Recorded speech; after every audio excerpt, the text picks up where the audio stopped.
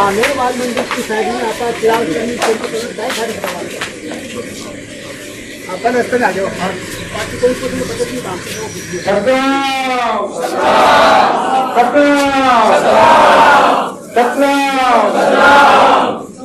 बड़ा भरे सभी भाई बहन आराम से बैठ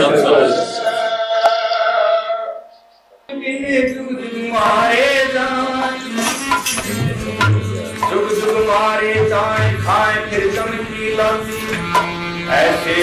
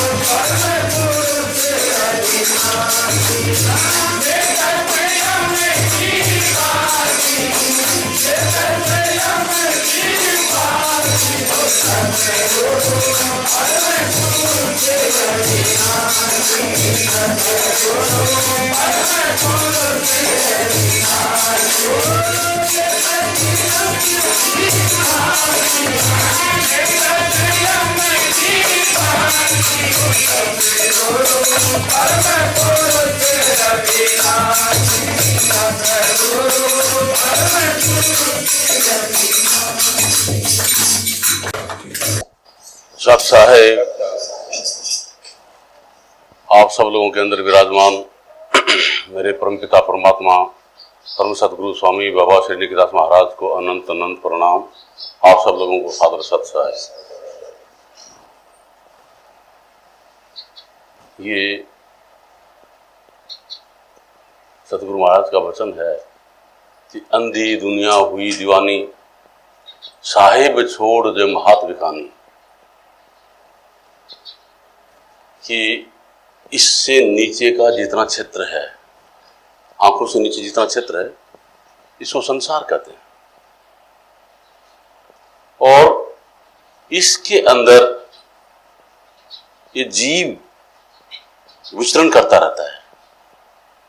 जागृत अवस्था में यहां बैठा है, स्वप्न अवस्था में कंठ में आ जाता है, निद्रा की अवस्था में हृदय में उतर जाता है, गहरी निद्रा में। और अगर जो श्वास की क्रियाएं वगैरह जो कुछ करते हैं, परावाणी का जो जाप करते हैं, तो नाभि में उतर जाता है। अब सतगुरु महाराज क्या कहते हैं कि ये पूरा संसार है। इस संसार में क्या है? यहां संशय है, अज्ञानता है, अंधकार है। जितनी भी 84 लाख योनियां जो बनी हैं, कैसे हुआ, क्या हो गया भाई? जीव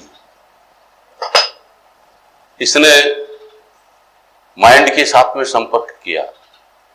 माइंड कहते हैं जिसमें मन है, चित्त है, बुद्धि है, अहम, उसको माइंड कहते हैं। उसके साथ में जुड़ा तो जो माइंड है, जो उससे ये जीव जुड़ा है, उससे उसके अंदर रजोगुण है, उसमें तमोगुण है, उसमें सत्वगुण है माइंड में। और जो तमोगुण है, तमोगुण से आकाश बना है, आकाश से वायु बनी है, वायु से अग्नि बनी है, अग्नि से जल बना है, जल से पृथ्वी बनी है। इस तरीके से रचना हुई है। अब तम बोलते अंधकार को, अंधेरे को। तो अंधेरे से आकाश, आकाश से वायु, वायु से अग्नि, अग्नि से जल, जल से पृथ्वी। और इन पांचों तत्वों में कोई योनि एक तत्व की है, चार उसमें गुप्त हैं। किसी में 2 तत्व प्रकट हैं, 3 गुप्त हैं। किसी योनि के अंदर 3 तत्व प्रकट हैं, 2 गुप्त हैं। किसी में 4 प्रकट हैं, 1 गुप्त है। मनुष्य का जो जीवन है, मनुष्य की जो योनि है, इसे 5 तत्व प्रकट हैं। तो जितनी भी 84 लाख योनियां हैं, वो क्या है? अंधेरे कमरे हैं। अंधेरा है, वहां पे प्रकाश नहीं है, अंधेरे कमरे हैं। और अंधेरे में क्या होता है? भय होता है। जहां भी अंधेरा होता है वहां भय होता है, प्रकाश में कभी भय नहीं होता। अब दिन है, सूर्य का प्रकाश है, तो अपन कहीं भी जाएं, बाजार में जाएं, वो कहीं जाएं, सड़क पे जाएं, किसी घर पे जाएं, कोई भय नहीं, निर्भय होकर के जाएंगे। और रात्रि में जब अंधेरा, उस समय किसी घर पे जाए तो भी भय, सड़क पे चलो तो भी भय, है ना। मतलब अंधकार में भय होता है। तो इससे नीचे पूरा जो संसार है, ये अंधकार है, अंधेरा इसमें। और इसके अंदर ये जीव बैठा है। तो जीव अपनी वास्तविकता को भूल चुका है ना। सदगुरु क्या कहते हैं कि आत्म माही राम, राम माही आत्म। आत्मा में राम है, राम में आत्मा है, लेकिन इसकी दिशा उल्टी हो गई, परमात्मा की तरफ नहीं। इसकी दिशा नीचे की तरफ, माया की तरफ होने से ये माइंड से जुड़ गया, ये शरीर से जुड़ गया और अंधकार में बैठा है, अंधेरे में बैठा है। तो अपने आप को भूल गया कि मैं कौन हूं, मैं कौन हूं। इस चीज को बिल्कुल भूल चुका है। ये क्या मानता है? अगर किसी को स्त्री का शरीर मिला है तो अपने आप को स्त्री मानता है, किसी को पुरुष का शरीर मिला है तो अपने आप को आदमी मानता है ना। फिर जो शरीर है, ये कि मैं काला हूं, मैं गोरा हूं, मैं बच्चा हूं, मैं जवान हूं, मैं बूढ़ा हूं, ये क्या है? ये अवस्था तो शरीर की है। और मानता है खुद है कि मैं हूं। ये शरीर तो जड़ है, जड़ को पकड़ के बैठा है। खुद चेतन है, जड़ को पकड़ के बैठा है। फिर जो माइंड है, माइंड को पकड़ के बैठता है, तो माइंड में रजोगुण है, माइंड में तमोगुण है, माइंड में सतोगुण है। उन गुणों को पकड़ के बैठता है ना। जबकि खुद क्या है? 5 तत्व और 3 गुणों, इनसे न्यारा है। अपनी पहचान कब होगी? जब इन 5 तत्व और 3 गुणों से न्यारी अपनी स्थिति होगी, जब इनसे अलग होंगे, तब अपनी पहचान होगी। इसलिए क्या कहते हैं, इसी भजन में क्या कहा है कि तेरा सुन शिखर भगवान, मंदिर में काहे डोलती फिरे। तेरे घट में बसे भगवान, मंदिर में काहे डोलती फिरे। मतलब परमपिता परमात्मा आप अपने अंदर, मतलब आत्मा के अंदर विराजमान है। परमपिता परमात्मा का जो मंदिर है, ये आत्मा है, उसमें परमात्मा निवास करता है। वो कहीं मंदिर में नहीं, कहीं मस्जिद में नहीं, कहीं गुरुद्वारे में नहीं, कहीं गिरजाघर में नहीं, कहीं तीर्थों में नहीं। वहां पे परमात्मा निवास नहीं करता, परमात्मा आपके अंदर में निवास करता है। फिर जो परमपिता परमात्मा की जो जानकारी है, परमपिता परमात्मा को जो समझ है, वो समझ आत्मा को आ सकती है, वो समझ माइंड को नहीं आ सकती। समझे? तो जितने वेद, पुराण, कुरान, बाइबिल, गीता, जो कुछ भी बने हैं, ये तो माइंड की रचना है, माइंड से बनाए गए हैं। माइंड उनको समझता है, और माइंड जड़ है, आत्मा चेतन है, परमात्मा परम चेतन है। उसको ये माइंड कैसे समझ सकता है? कभी नहीं समझ सकता, है ना। इसलिए संत सतगुरु परमपिता परमात्मा के वचनों में कहते हैं क्या कि वेद, पुराण, कुरान, बाइबिल, गीता हमारा भेद है, हम इनमें नहीं। जिस नाम से मैं मिलूं, है ना, वो वेदों में नहीं। कि जिस नाम से मैं मिलता हूं, वो न वेद में है, न पुराण में है, न कुरान में है, न बाइबिल में है, न गीता में है, इन किसी में नहीं है। वो उसमें भेद है। भेद कैसा यूं है कि जैसे एक नोटबुक लेकर के इसमें लिखना शुरू कर दें, कि बिजली जो है, बिजली से पंखा चलता है, हवा आती है, पंखा हवा देता है, बल्ब रोशनी देता है, ये माइक आवाज को मैग्नीफाई करता है, मतलब बढ़ाता है, ये लिखते जाएं। ठीक है, ये भेद है बिजली का। इसको आप कितनी बार लिखें, कितनी बार पढ़ें, आपको पंखे की हवा नहीं मिलेगी, आपको ये बल्ब के प्रकाश नहीं मिलेगा। उसके लिए क्या चाहिए? उसके लिए जरूरत है लाइट के कनेक्शन का। जैसे ही करंट का कनेक्शन इस बल्ब में, पंखे में, इनमें दे देंगे, है ना, तो आपको कोई चीज पढ़ने की, सुनने की जरूरत नहीं, अपने आप पता लग जाए कि पंखा हवा देना शुरू कर दिया, आप जान जाएंगे, बल्ब ने रोशनी देना शुरू कर दिया। तो क्या है कि पढ़ना अपने आप को है, अपने आप को पढ़ना है, और अपने आप को पढ़ने के लिए अपने आप की जरूरत है, खुद की जरूरत है। वो माइंड की सीमा से परे है, लेकिन इस स्वस्थ शरीर और स्वस्थ माइंड की जरूरत है। शरीर स्वस्थ हो और माइंड स्वस्थ हो, इसकी जरूरत है। जरूरत यूं है, देखिए अभी हम मुकुंदगढ़ आश्रम से हम यहां आए, किसकी जरूरत थी? एक गाड़ी की जरूरत थी। उस गाड़ी जड़ है, हम आने वाले अलग हैं, है ना, उसी गाड़ी में बैठ करके आए हैं। वो गाड़ी यहीं पार्क कर रखी है, वो सत्संग नहीं सुन सकती, वो सत्संग नहीं सुन सकती, हम उसमें आए।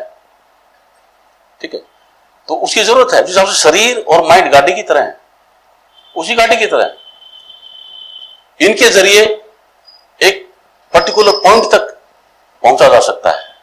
उसके बाद में सत्संग यहां हम अपन कर रहे हैं, अपन सुन रहे हैं, गाड़ी नहीं सुन सकेगी, समझे?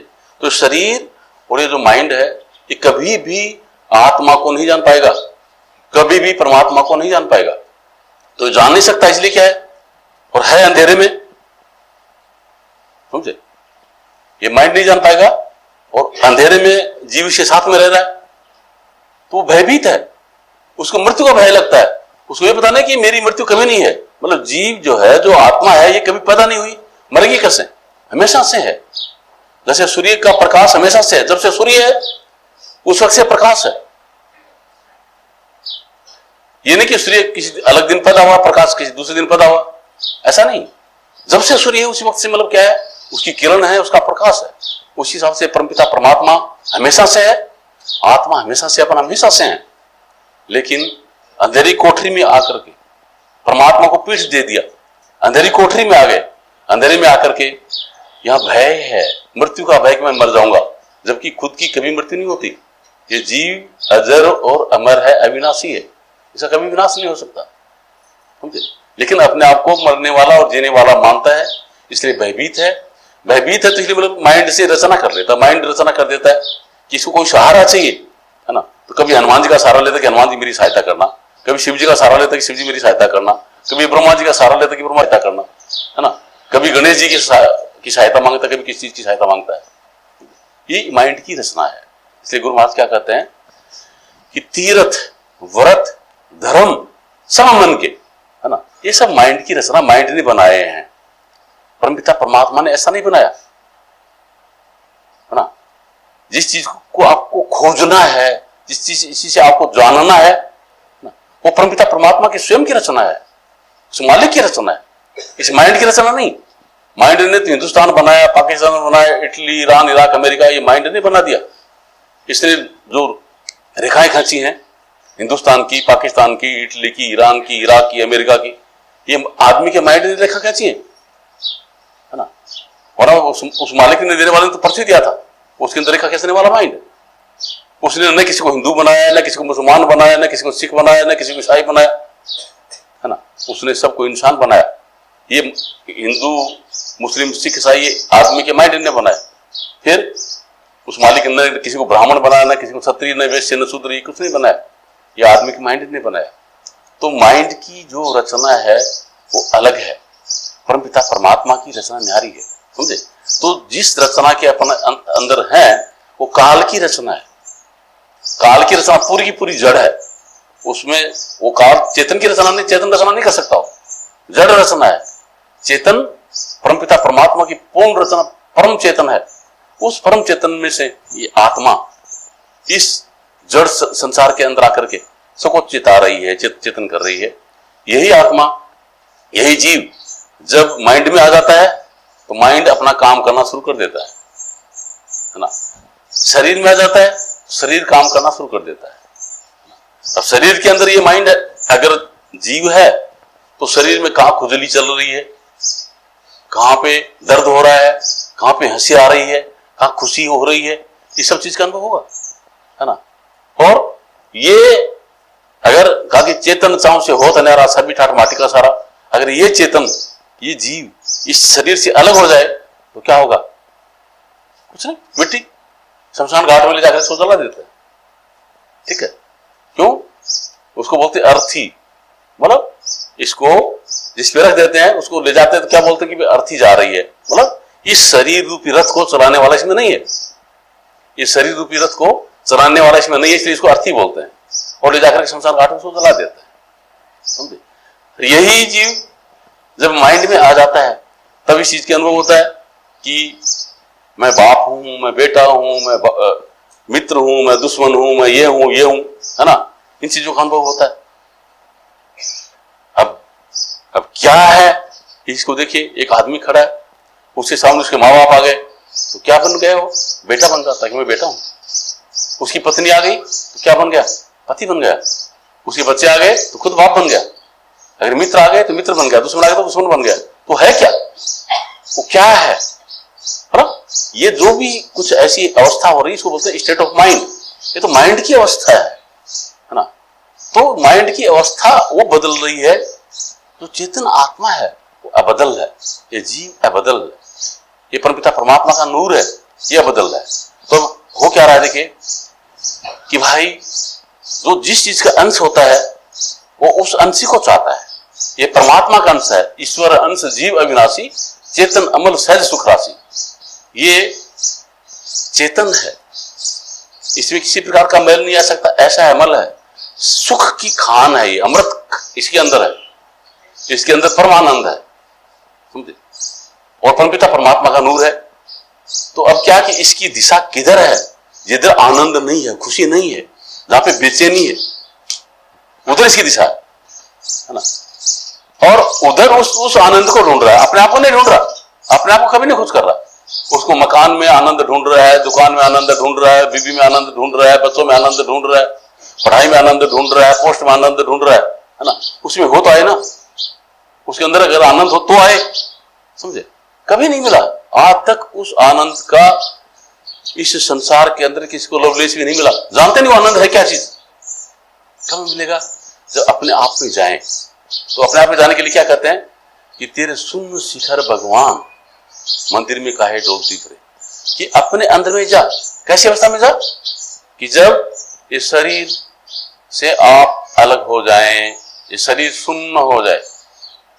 दूसरा जो माइंड है, माइंड में किसी प्रकार का कोई विचार नहीं रहे, शून्य हो जाए, विचार रहित अवस्था के पार जब चले जाएंगे तब अपनी अनुभूति होगी। उसी के लिए इसमें कहा है क्या कि तेरा शून्य शिखर भगवान मंदिर में काहे डोलती फिरे, कि तू अपने आप में जा। अपने आप में कब जा पाएगा?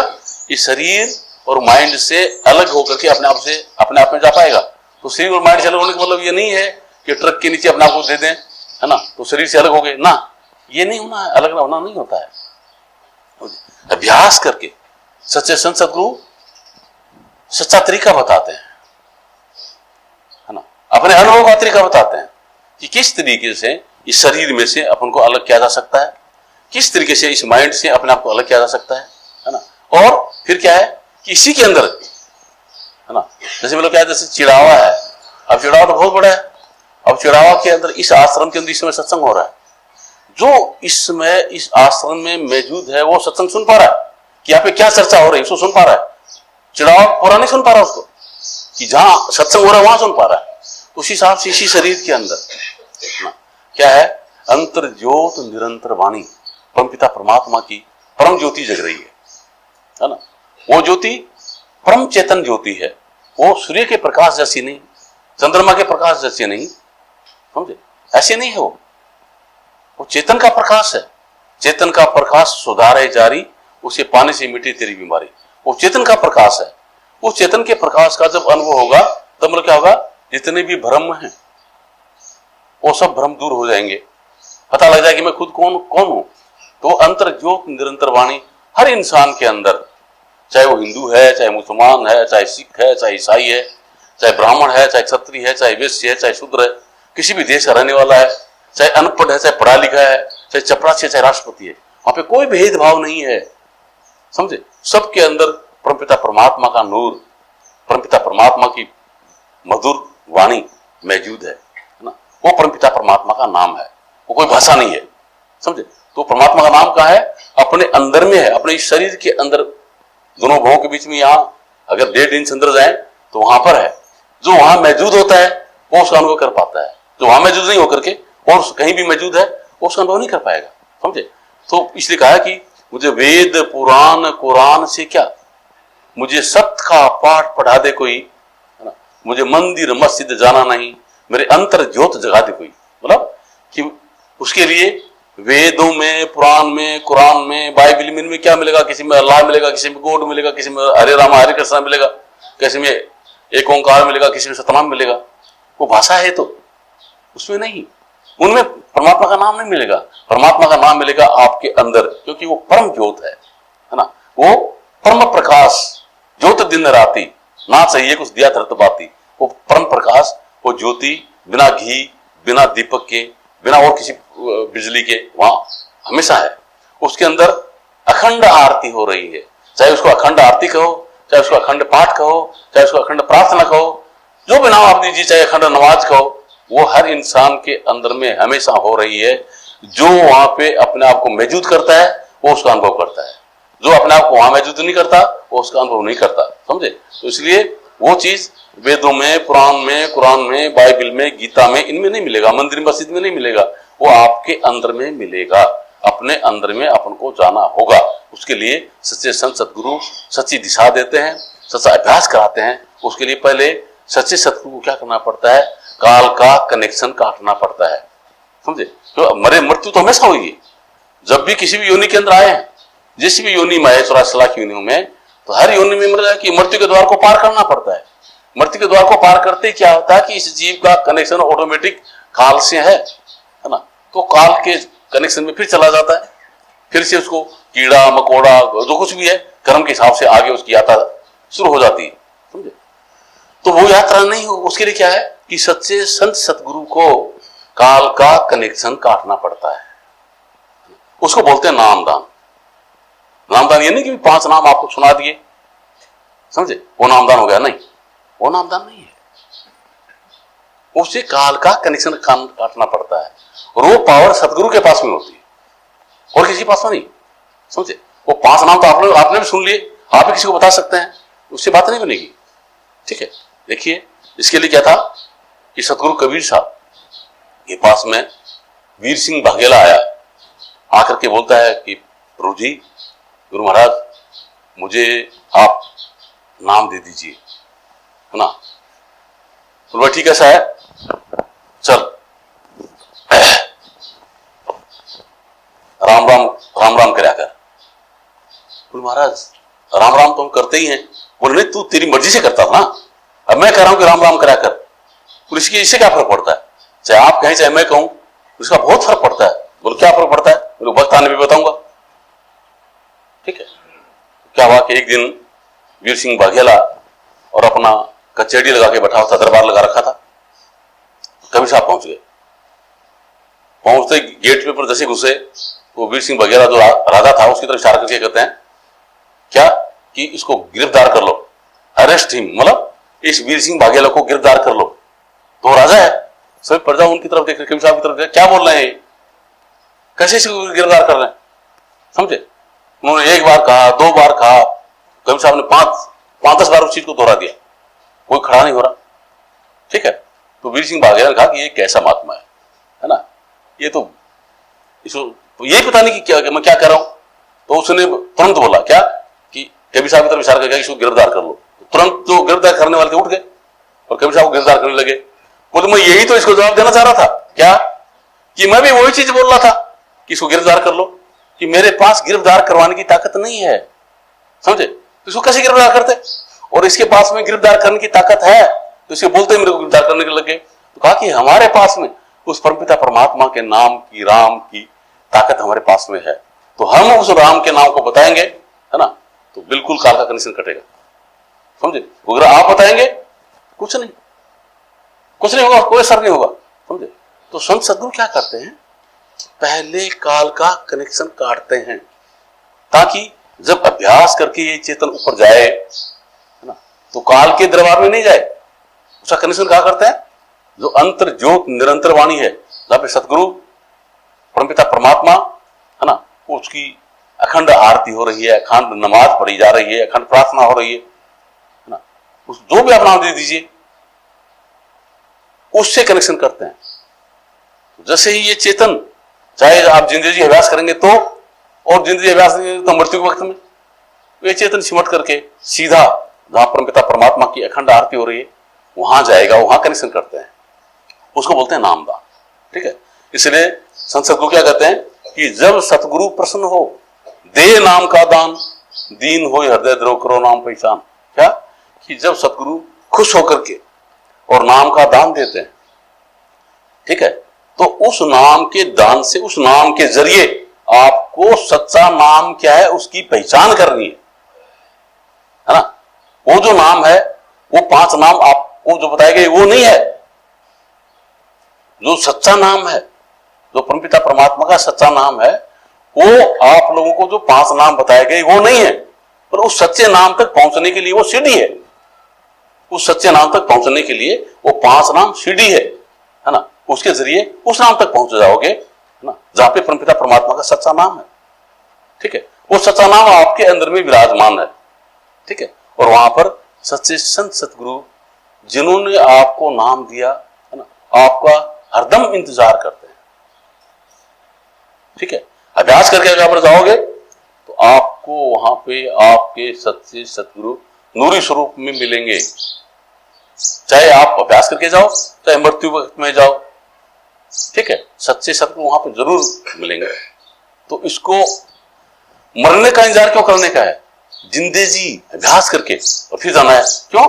कहा किया ना अभ्यास याद कैसे आएगा, और अंत समय में राम नाम तू कैसे गाएगा, कि तूने अभ्यास तो किया नहीं, और आखिरी वक्त में उस राम के नाम को कैसे गाओगे, आपको क्या याद आएगा, है ना।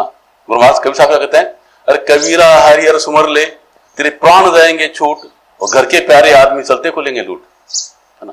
कि तुमको सतगुरु याद नहीं रहेगा, परमात्मा याद नहीं रहेगा, ठीक है। अभ्यास तो किया नहीं, उसका अभ्यास किस चीज का किया, बीबी बच्चों के साथ लालन पालन पोषण का, है ना, किसी के साथ में लड़ाई झगड़े का, किसी के साथ में मित्रता का, किसी संसार का जो व्यवहार है, मकान का, दुकान का, और इसी का अभ्यास किया पूरी जिंदगी भर।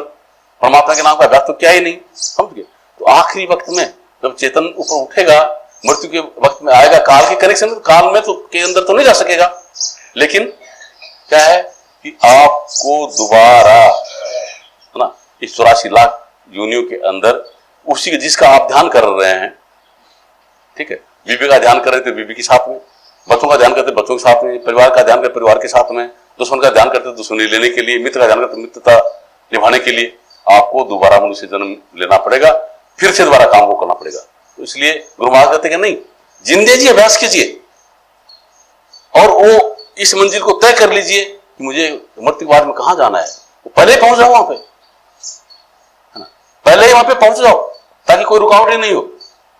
तो इसलिए सच्चा अभ्यास ये करना बहुत जरूरी है। उसके बगैर ये नहीं कि कोई अच्छा कोई जादू टोना है, कोई मंत्र जेब में से निकाल कर ले हो गया, ऐसा नहीं है। कि जैसे बच्चा है, बच्चे को अगर पोस्ट ग्रेजुएशन करना है, एमबीबीएस करना है, या इंजीनियरिंग की डिग्री करनी है, या एमबीए की डिग्री करनी है, समझे, तो उसको उस लेवल के जो प्रोफेसर हैं उनका संग करना पड़ेगा, उनकी क्लास अटेंड करनी पड़ेंगी, समझे, और वो करके फिर वो डिग्री प्राप्त कर सकता है। ये नहीं कि जो डिग्री देने वाला है उसका बच्चा, उसका पोता, ठीक है, उसके रिश्तेदार कोई भी आ गए और स्कूल में तो गए नहीं और कहते कि आप सब डिग्रियों पे साइन करते हैं, एमबीए की डिग्री पे साइन करते हैं, इंजीनियरिंग की डिग्री पे साइन करते हैं, एमबीबीएस की डिग्री पे साइन करते हैं, है ना, पोस्ट ग्रेजुएशन की डिग्री पे भी साइन करते हैं, ठीक है, हमको भी एक डिग्री दे दो, तो उसका घर का आदमी है वो दे देगा क्या उसको डिग्री, और दे देगा तो किस काम की वो, समझे ना, नहीं दे सकता उसको, क्योंकि उसको उस लेवल तक का नॉलेज प्राप्त करना पड़ेगा, उस लेवल तक जाना पड़ेगा,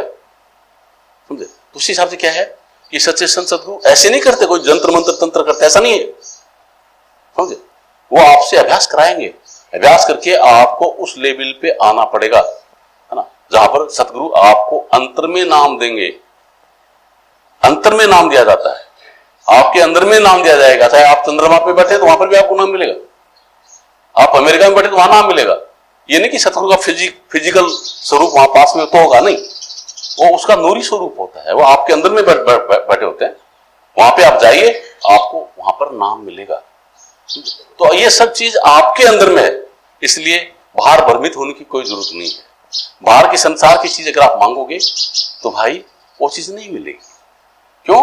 कि संसार की दिशा उल्टी है, परमात्मा की दिशा ऊपर की तरफ है, संसार की दिशा नीचे की तरफ है। तो संसार की चीजों को अगर मांगोगे तो आपको नीचे उतरना पड़ेगा, परमात्मा को मांगोगे तो ऊपर जाना पड़ेगा, समझे। तो आप इसमें दो चीज हो सकती है, या तो आप संसार की चीज को मांग लीजिए या परमात्मा मांग लीजिए, है ना। तो संसार की चीज तो काल देता है, अगर संसार की चीज कोई दे रहा है तो काल का एजेंट है, परमपिता परमात्मा सतगुरु का एजेंट नहीं है, वो सतगुरु का एजेंट नहीं है।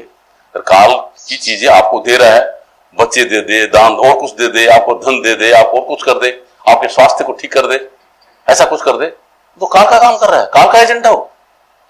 सतपुरुष का जो एजेंट है, परमपिता परमात्मा का जो एजेंट है, वो क्या करेगा, आपको इस गंदगी से उठा करके परमपिता परमात्मा के दरबार में, जहां परम आनंद है, परम खुशी है ना, वहां ले जाएगा, वहां पहुंचाएगा। वो सतगुरु होते हैं, वो मतलब उस सतपुरुष के एजेंट होते हैं।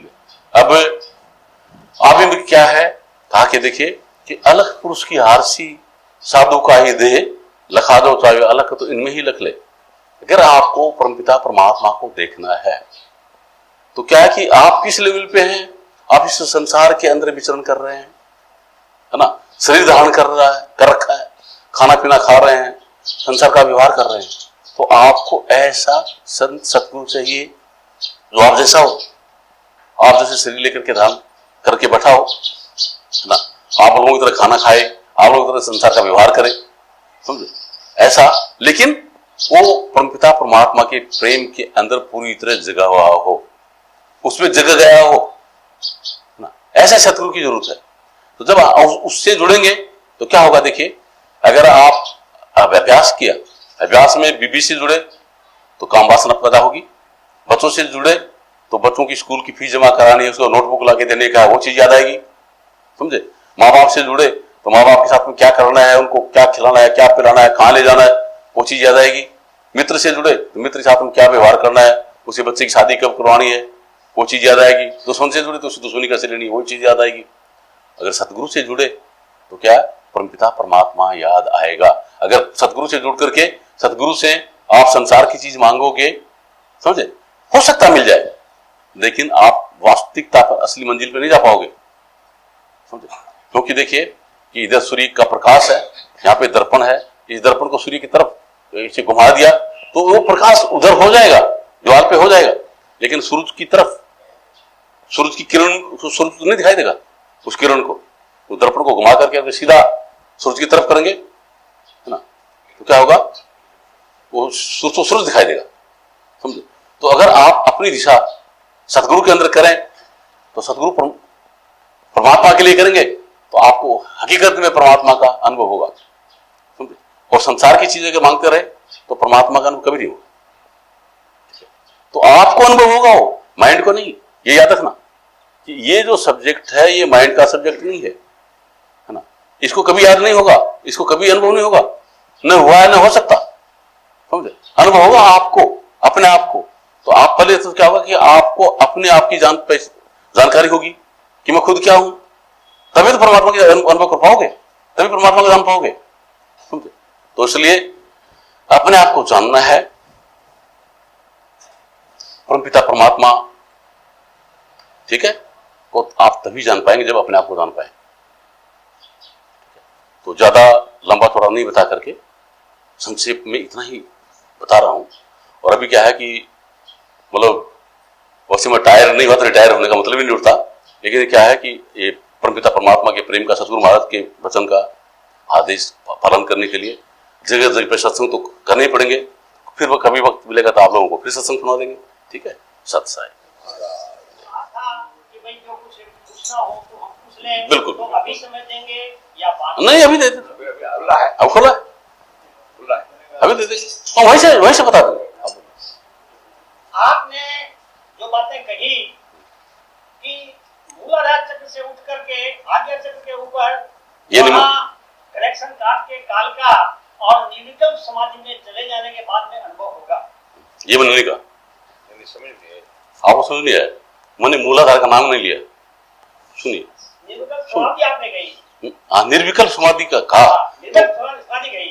नीचे की तरफ जाएंगे तो संसार मिलेगा, ऊपर की तरफ आएंगे तो परमात्मा मिलेगा। यहीं बैठे हैं। सुनिए, मैंने ये कहा है, ये देखिए, एक मिनट मैं बता रहा हूं। यहाँ ये है, यहाँ पर ये है और यहाँ पर अपने, ठीक है, तो ये है। इसी जगह से नीचे जो है, यहाँ जीव है, नीचे माइंड और माया है, ठीक है। नीचे की तरफ दिशा ये है, और अगर इसकी दिशा यूं है तो नीचे वाली चीज प्रकट होती है। अगर इसकी दिशा यूं बदल दी, ठीक है, तो इसके ऊपर है जो है वो प्रकट होता है। तो दिशा बदलने का मतलब था। हाँ जी, आपने बिल्कुल ठीक, क्योंकि ये बिल्कुल जैन संप्रदाय के अंदर है। ये निर्विकल्प समाधि का बहुत देखा, बिल्कुल ठीक, आपने बहुत अच्छा बताया।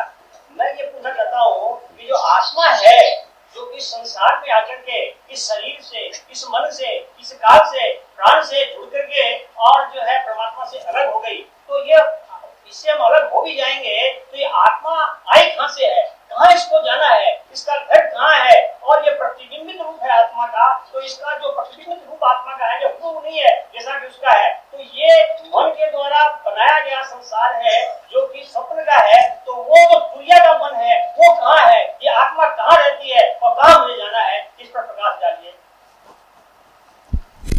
ऐसा है, देखिए, मैंने ये बताया थोड़ी देर पहले कि सूर्य से किरण कभी भी अलग नहीं हो सकती। सूर्य से किरण कभी भी अलग नहीं हो सकती, वो सूर्य से जुड़ी ही रहती है। उसकी डायरेक्शन किधर है? अंधकार की तरफ है। अंधकार की तरफ उसकी डायरेक्शन है। जिधर अंधेरा है, जब से सूर्य बना है उस वक्त से लेकर के आज तक अंधकार की तरफ वो दौड़ लगा रही है। 1,80,000 मील प्रति सेकंड की गति से दौड़ लगा रही है। जहां पहुंच गई वहां पर प्रकाश कर दिया, ठीक है। सूर्य से अलग नहीं हुई, अलग हो भी नहीं सकती, समझे। तो आत्मा परमात्मा से एक क्षण के लिए भी अलग नहीं हो सकती, हमेशा परमात्मा से जुड़ी होती है, कभी अलग नहीं हो सकती, है ना। क्या है इसकी जो डायरेक्शन है, वो जैसे सूर्य के प्रकाश की जो किरण की जो डायरेक्शन है, सूर्य की तरफ नहीं है, उसकी डायरेक्शन किधर है? अंधकार की तरफ है, उधर जा रही है। उस हिसाब से आत्मा की जो डायरेक्शन है ये परमात्मा की तरफ नहीं है, इसकी डायरेक्शन माया की तरफ है। कैसे कि अपने यहां खड़े हैं, सूर्य का प्रकाश है, सूर्य है, तो अपनी बनती है छाया, तो छाया की तरफ जो अपनी डायरेक्शन है, अगर अपन उस छाया को पकड़ने के लिए दौड़े तो छाया आगे आगे दौड़ती जाती है, कभी पकड़ में नहीं आती है, आगे आगे दौड़ती जाती है। तो संत वो किससे बनी? अपने से बनी है, प्रकाश की वजह से बनी है। तो संत सदगुरु क्या कहते हैं कि पहले तुम रुको, उसको बोलते हैं निर्विकल्प, ठीक है। रुक गए, फिर कहते हैं कि टर्न अबाउट, अपने डायरेक्शन चेंज कीजिए। क्या होगा? प्रकाश जिधर सूर्य उधर होगा, समझो ना। फिर चलिए तो अपनी छाया क्या करेगी? अपने पीछे आएगी। जबकि छाया के पीछे हमको नहीं दौड़ना पड़ रहा था, अब छाया अपने पीछे दौड़ेगी। अपन दौड़ेंगे तो अपने पीछे छाया दौड़ेगी, अपन को नहीं दौड़ना, उसको देखना ही नहीं, अपने आप आएगी वो। फिर ये तो स्थिति एक शारीरिक, एक फिजिकल शरीर की वजह से है, लेकिन आत्मा क्या है? आत्मा तो परम चेतन है, नूर है वो, समझे। तो उसके ऊपर तो कवरिंग जो पड़े हैं, पर्दे पड़े हैं, स्थूल का पर्दा है, सूक्ष्म का पर्दा है, कारण का पर्दा है, महाकारण का पर्दा है, केवल का पर्दा है, हंस का पर्दा है, समझे। ये पर्दे पड़े हुए उसके ऊपर। जैसे जैसे ये पर्दे हटेंगे, जब पूर्ण प्रकाश में जब जगमग आ जाएगी, तो छाया नाम की कोई चीज नहीं रहेगी, माया नाम की कोई चीज नहीं रहेगी। इससे पार अपन चले जाएंगे, उसको बोलते हैं पार ब्रह्म। क्या बोलते हैं उसको? पारब्रह्म कहा जाता है। और ब्रह्म क्या है? ब्रह्म एक भ्रम है, आत्मा को भ्रम हो गया ना, उसका प्रतिबिंब सामने बन गया तो उसको भ्रम हो गया, ठीक है, उसी को देखने लग गया, वो उधर ही अपनी दिशा कर दी, जबकि दर्पण को हटा तो कुछ ही नहीं है, कुछ नहीं। माया उसी को कहते हैं जिसका कोई अस्तित्व नहीं है, नहीं, सिर्फ नजर आती है, माया उसी का नाम है। माया उसको कहते हैं जो है नहीं, सिर्फ नजर आती है। जैसे समुद्र के किनारे पे हम शाम को जाएं तो क्या होगा? सूर्यास्त जब हो रहा है तो आपको लगेगा कि सूर्य समुद्र में डूब रहा है, डूब गया। अगर सूर्य समुद्र में डूब गया तो कल कहां से आएगा, है ना? लगता है, डूबता नहीं है, समझे? तो जो लगता है होता नहीं है उसको बोलते हैं माया, समझे? इसलिए ये भ्रम है। तो अभी मतलब डायरेक्शन उल्टी होने की वजह से भ्रम है, समझे? और डायरेक्शन संत सदगुरु बहुत करते हैं, इसकी दिशा बदलते हैं, इस आत्मा की दिशा को बदलते हैं, पारब्रह्म में इसकी डायरेक्शन को चेंज करते हैं। डायरेक्शन चेंज करते हैं तो फिर क्या होता है? देखिए, आत्मा और परमात्मा जो है उसके बीच में कोई स्पेस नहीं है। मतलब जहां स्पेस और टाइम का जो मामला है, यह आत्मा और परमात्मा के बीच में नहीं है। आत्मा हमेशा से है, परमात्मा में है, हमेशा से है, इसलिए टाइमलेस।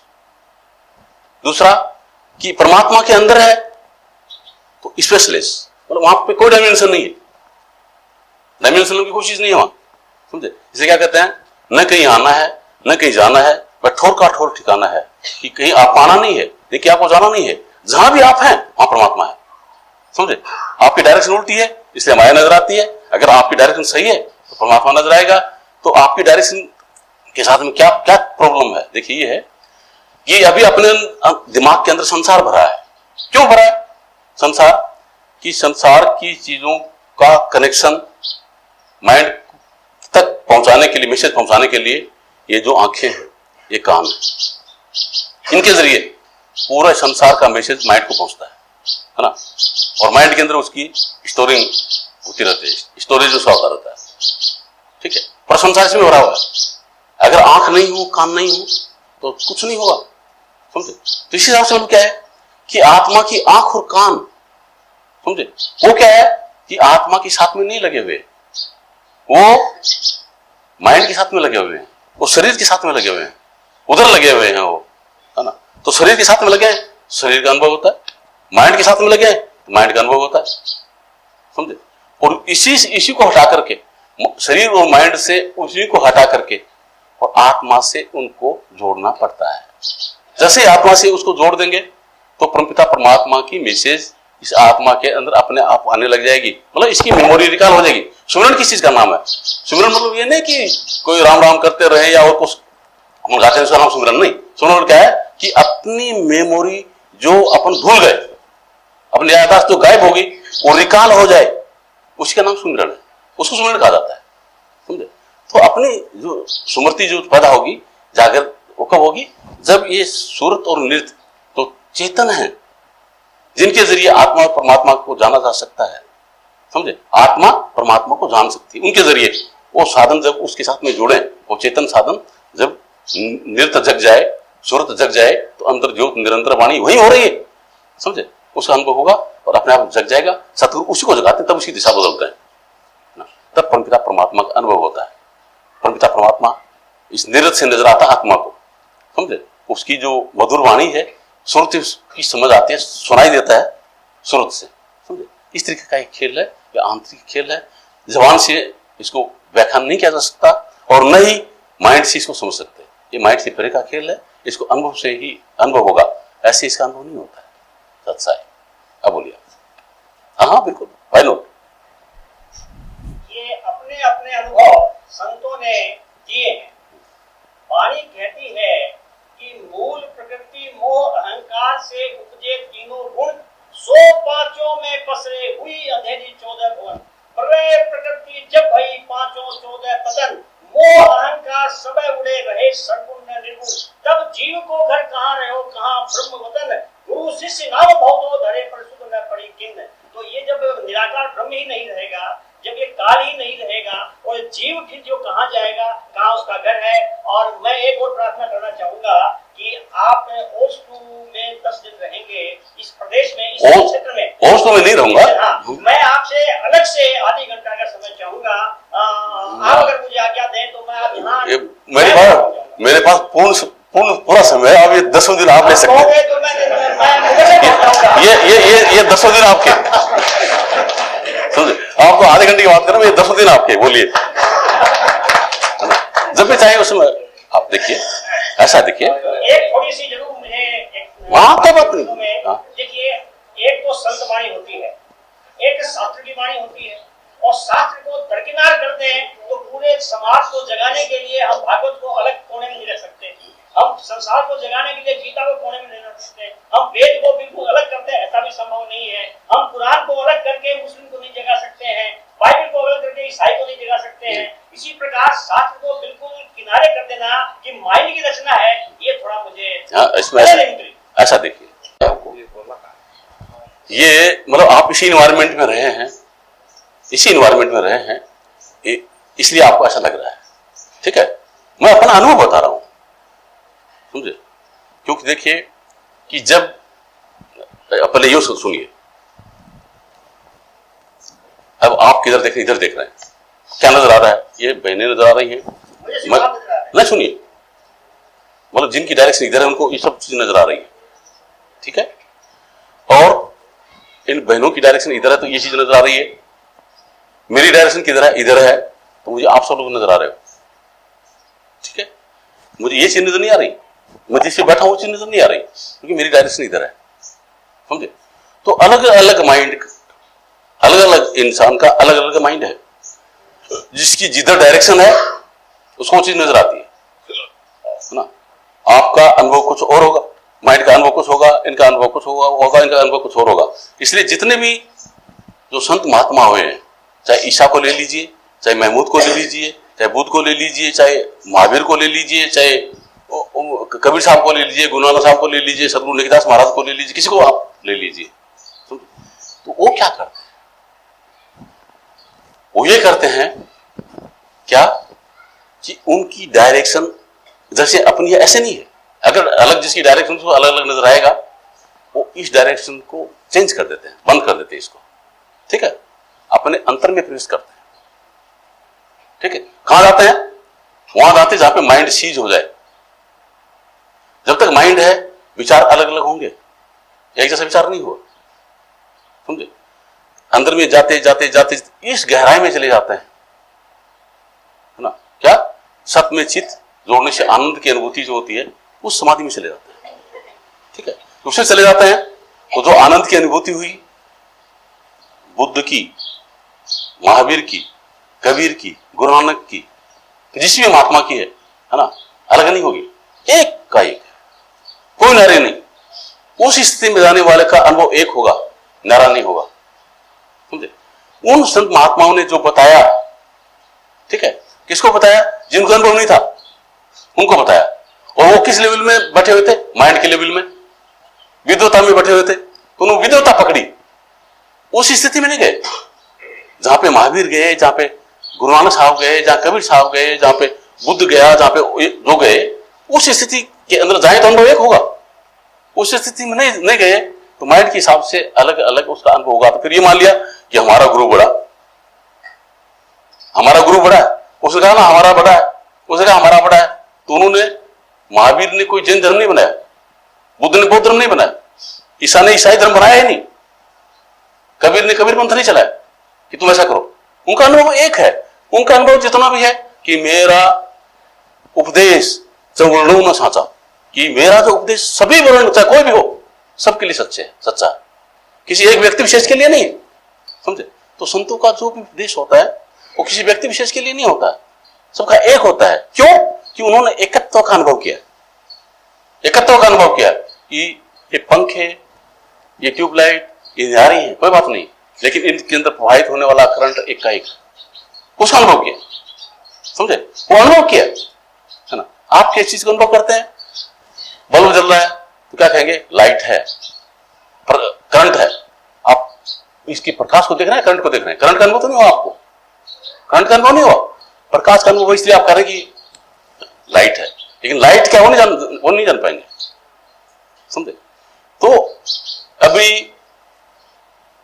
जो वेद में, पुराण में, कुरान में, उनमें मैंने थोड़ी देर बताया था कि वेद हमारा भेद है, वेद हमारा भेद है, हम वेदों में नहीं, हम वेद में नहीं है ना। जिस नाम से मैं मिलूं वो वेदों में नहीं, समझे। मैं कहां हूं, मेरा नाम क्या है, वो तो अंतर जो निरंतर मणि हर इंसान के अंदर मौजूद है, वहां है। उस जगह जो जाएगा उसका अनुभव कर पाएगा, है ना।